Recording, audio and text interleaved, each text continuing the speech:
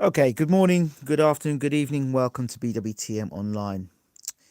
So, I'll sent this video clip of the promoter, that's how I'm referring to him now. The promoter talking about Dillian Whyte's WBC world title opportunity, the opportunity for him to become world champion. Now, I remember not a long time ago, Dillian Whyte winning that WBC silver belt and him fighting, was it mandatory against Lucas Brown? And then, was it not a mandatory against Joseph Parker? And the promoter has confirmed it's almost 600 days since he's been number one contender. The promoter that everyone jumped up and down about. He's a great promoter. He's in the same. He's greater than Don King and all this rubbish. You think Don King would have waited 600 days for WBC for his fight to get a WBC title shot? People are full of it. This promoter is single-handedly the reason why Dillian Whyte is not fighting for the WBC title. Okay? That's the first thing. He could have made Joshua versus Whyte. I believe that. That's okay. I know you can't see me today. I'm not that well at the moment, so I've not had a great evening or great morning, so I'm just sharing my thoughts here. My apologies. But yeah, so this promoter in 600 days has not delivered his fighter a world title shot. But he's made many promises. After this fight, he'll fight Deontay Wilder. After this fight, he'll fight Deontay Wilder. Well, I don't know if that promoter knows something that I don't know, but Dillian Whyte is no further forward in the queue, even if he beats Oscar Rivas. Okay? Because he was number one contender, fighting all those fights, yet Dominic Brazil, who'd fought absolutely nobody and was inactive, fought one guy and then got to fight for a world title. And he wasn't a WBC silver champion, was he? How did that happen? There's another thing. Isn't this the same promoter that was involved with negotiations with Wilder versus Joshua? The same promoter. The same promoter whose father openly admitted that business is more important than what the boxing fans want. That's why we don't have Wilder versus Joshua today. That's why Joshua now has been beaten, and now we're looking at Andrew Ruiz versus Deontay Wilder as a real possibility. The fact that Al Heyman owns both Ruiz and Wilder should send alarm bells ringing. The fact that Whyte was WBC number one and Brazil was able to fight before Whyte should even send more alarm bells. But no, this promoter is the best promoter in the world, and all the other rubbish, deluded rubbish you want to believe. If I'm Dillian Whyte, I'd be very concerned because he's got a problem with Oscar Rivas, and it would be a crying shame if Oscar Rivas were to be victorious over Dillian Whyte, and that's no certainty. But this makes more sense to me. Kenny says WBC title shot to be resolved after Rivas, and then WBC title shot to be resolved after Tyson Fury, and then WBC shot to be resolved after fighting Usyk. You know, think about this for 1 second. Derek Chisora has already fought for a world title. Derek Chisora has already fought for a world title. For the same WBC belt, I might add. Derek Chisora. Chris Arreola has fought for the WBC world title. Duhaupas has fought for the WBC world title. Brazil has fought for the WBC world title. And those guys there, you've mentioned there, none of those guys had fought the sort of opposition that Dillian Whyte has fought to get into that position.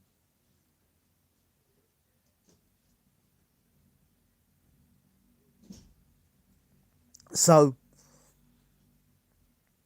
Stavern fought for the WBC title, won it, and then got a rematch against Wilder, and actually fought nobody for that. So Stavern's fought for the title twice. So somebody tell me that the world's greatest promoter has to wait over 600 days plus to get his fighter a world title shot. Something's not right there.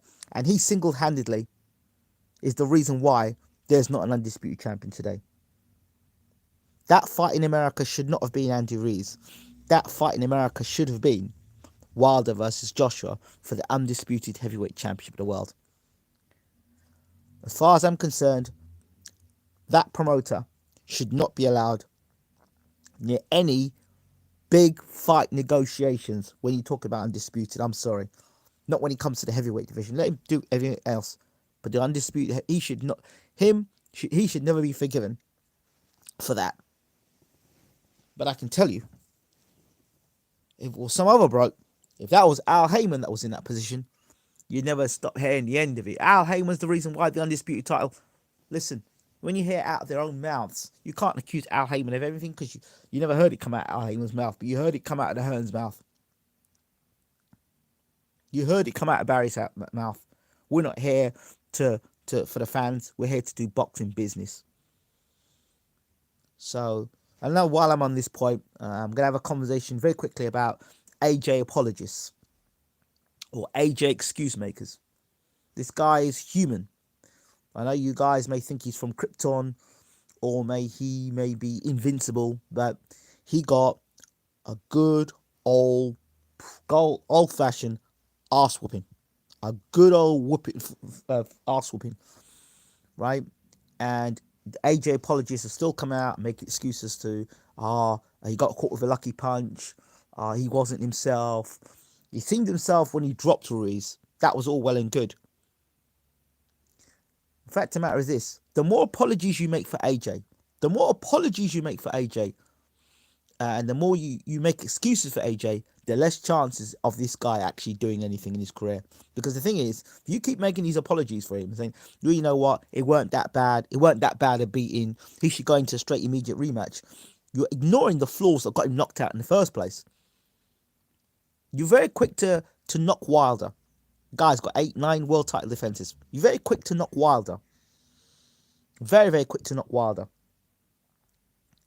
But Wilder, if you look at the beginning of his career to where he is now in his career, he has evolved and improved as a fighter. You could look at when Wilder started his professional career to where he is now, and he has become a better fighter.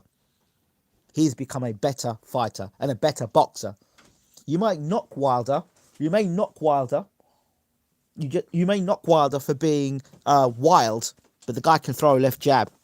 And he was an Olympic gold medalist. He can throw a left jab. He can box at distance.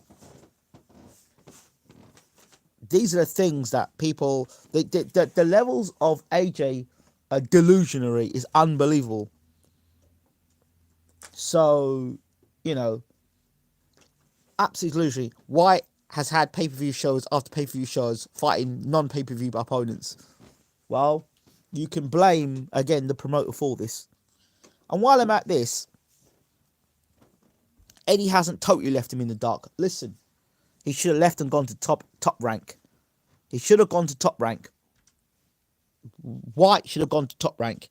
If this Rivas fight ends up with egg on his face, he should have left and gone to top rank. One defeat for Dillian Whyte, and they will close him out the heavyweight ranks. They will do. They'll close him out. But you guys don't study boxing. You guys don't study boxing. You study boxing like you study football, right? And you think that just you make a mistake, a bad pass today, and tomorrow you can be a superstar. It doesn't work that way in boxing. You make a mistake, you're rendered unconscious. Yeah, I'm pulling for Rivas in this one. I'm a Whyte fan. I'm a big Dillian Whyte fan. You've heard me support him. But this fight here, I'm supporting Rivas in this one. Not because I'm supporting him because I want to see Dillian Whyte get beat. I just recognise real being real, and I recognise that Rivas is a dangerous opponent. That's why they keep giving him the hard fights, because they want one loss so they can shut him out forever. Rivas should win. Yeah, I'm looking at Rivas to win from what I'm seeing. So, you know, I don't want to hear no more from I don't want to hear no more from this promoter because he hasn't delivered. The 2 fights he hadn't delivered in. 2 fights, two fights he's not delivered in. First of all, he didn't deliver on Joshua versus Wilder. That's the first thing he didn't deliver on. That's the first thing he didn't deliver on. And the second thing he hasn't delivered on is Dillian Whyte in this world title shot. 600 days is unacceptable as far as I'm concerned. It's something you're sitting down, you're proud about. Or we're going to sit down and negotiate. What are you sitting down and talking about? What are you talking about?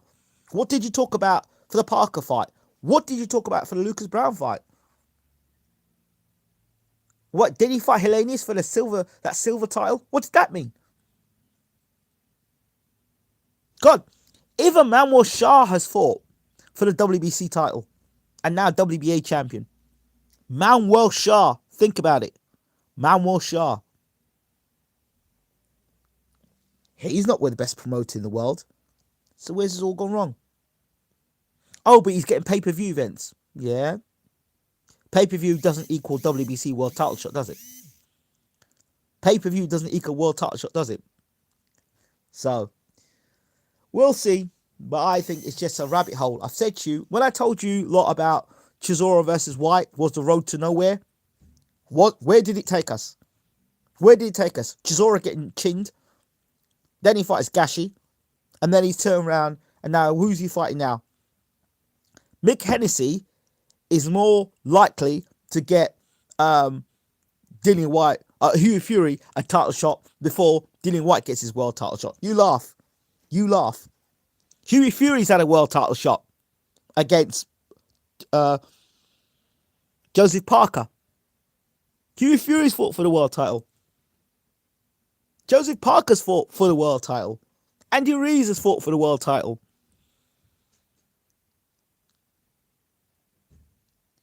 If, I'm telling you now, if Dillian Whyte beats Rivas, you'll be hearing about either Usyk, Povetkin, Pulev, or Tyson Fury. You won't hear about Deontay Wilder. Why is Deontay Wilder going to deal with Dillian Whyte anyway? Why? For what? Why would he deal with Dillian Whyte? He's got a Tyson Fury fight out there. A man who hasn't been beaten. And a lot of people think can beat him. So, Ruiz has had the same amount of title shots as Tyson Fury, Brazil, and Molina. I think Pulev will be next. Well, there you go. That's what it is. That's what it is. That's exactly what it is. Tony Bellew got 2 world title shots. Tony Bellew got 2 world title shots. Tony Bellew. Just remind you all. So, but then, Whyte's a free agent, isn't he? So, there must be a reason why he isn't signed full on. There may be a reason there. So, Whyte does seem content in keeping his number 1 spot, fighting pay-per-view shows without mandatory shot. Might be biding his time. Yeah? Can do. You can get comfortable being WBC number 1 contender. But for me, I'd be a bit more ambitious. Look at Lennox Lewis when he wasn't getting his shot. What did Lennox Lewis do when he weren't getting his shot? He went to court. Tyson weren't going to fight him, remember? And then Lennox went to court. And then the belt got vacated. They might vacate his belt. I think he might vacate his belt at the time. Dillian Whyte turned into a prize fighter and more happy to keep cashing them checks in. He didn't want to risk the money with the AJ fight. No, I disagree with that. I disagree with that. Mr. Boxing Today, my man. Listen, if anybody in here thinks that Dillian Whyte ducked out in that fight against AJ, you must be crazy. Dillian Whyte is a better fighter than he was when he first fought AJ, and he knows how to fight AJ, and he's got his left hook working. That left hook would have caught AJ as well, because AJ made the same mistakes in the first fight against Dillian Whyte. He would have got knocked out in a rematch, and he knows it. He damn well knows it. I remember before the fight, AJ was getting some psychologist to get his head right before the fight, Navy SEAL, because he was worried about getting knocked out, because he knew what was going to happen to him. And all these people think that AJ is going to come back and beat Ruiz. This is a guy who's been knocked out in sparring countless of times. And he didn't look right in this last fight in terms of his mental state coming to the ring. Why do people think that somehow AJ is going to stick with McCracken and it's all going to be okay? The guy's been flawed from day one. But what's happened? He's moved up in levels. First of all, the jab. All Ruiz had to do is go back and listen to my review of the fight. Preview the fight. Move your head a little bit. Move your head a little bit. AJ gets uncomfortable. AJ engages. AJ gets knocked out. Yeah, turned down Ortiz and AJ, but gets away with it.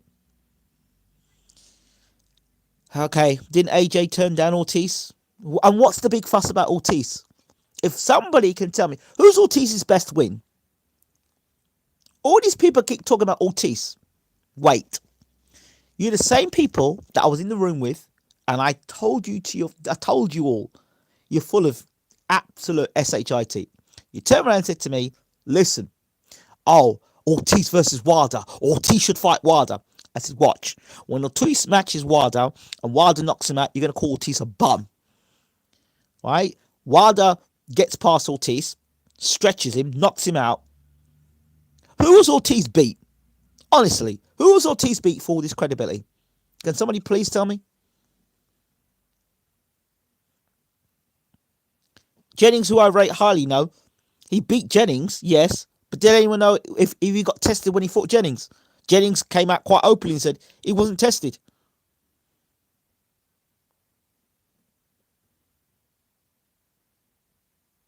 I'm still impressed with your AJ Ruiz review.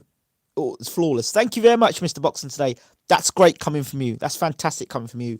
Man, you know heavyweight boxing. You know heavyweight. You know boxing. So it's always great to talk with somebody who understands boxing. What's your take on? For me, I think it's unforgivable.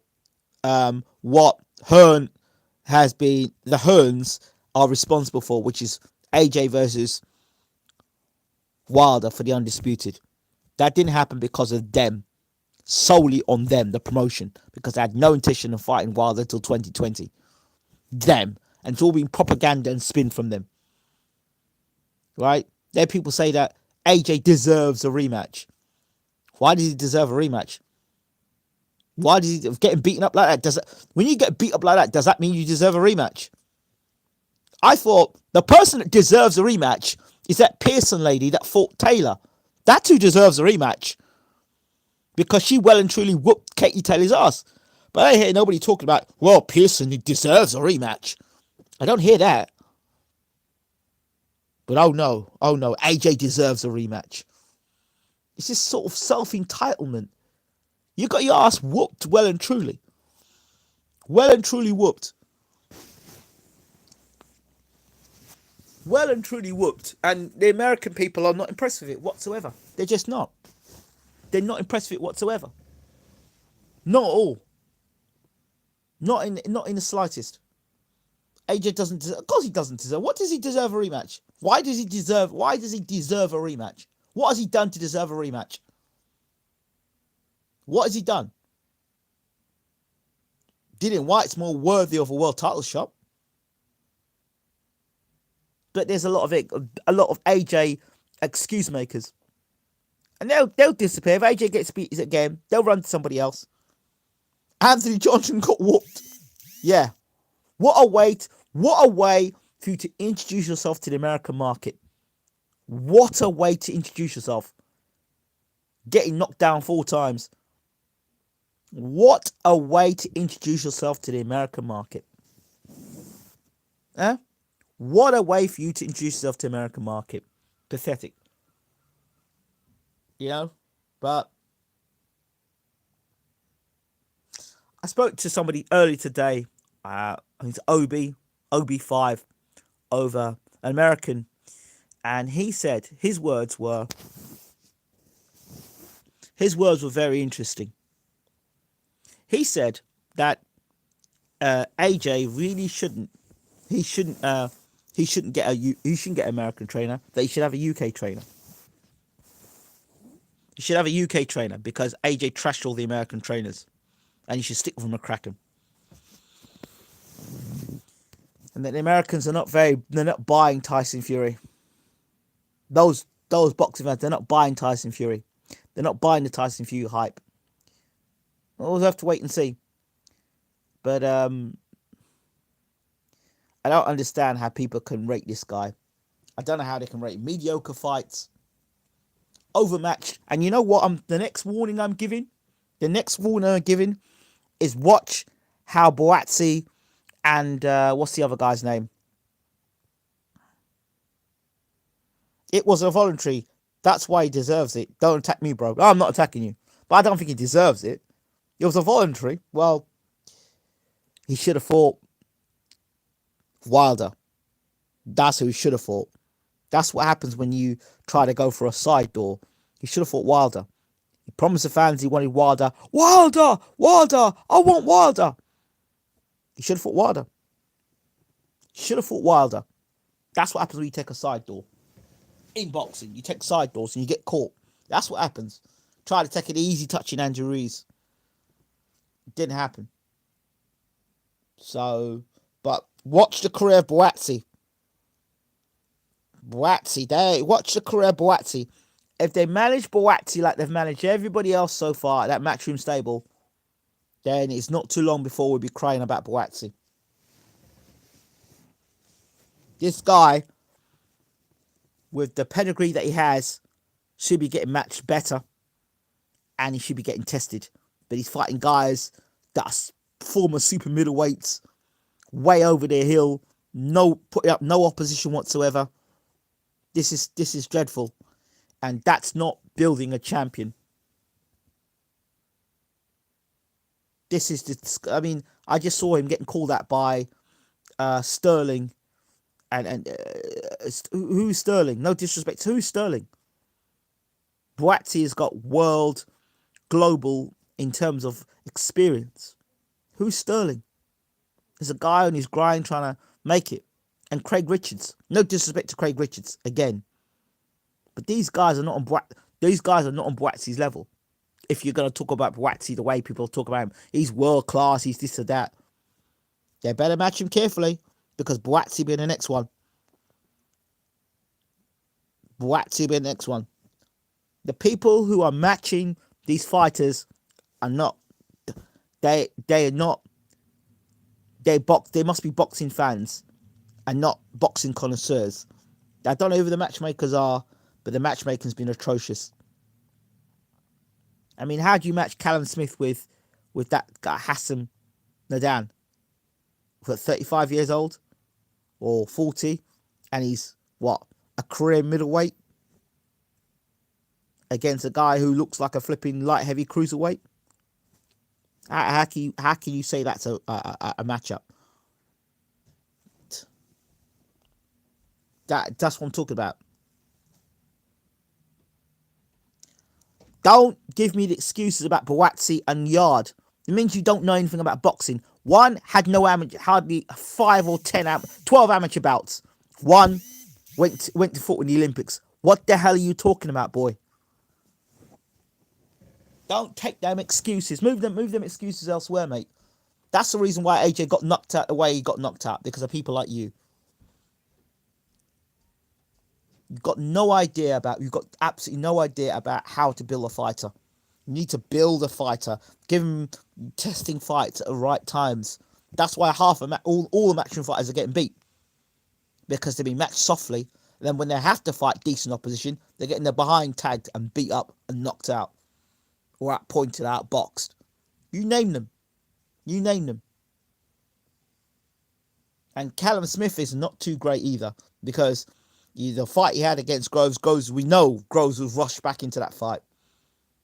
You know Groves was rushed back into that and he was still injured. You know that. But wait until he fights somebody who's got to... He turned down fights with Ramirez. He turned down a fight with Durrell. Come on, guys. But you all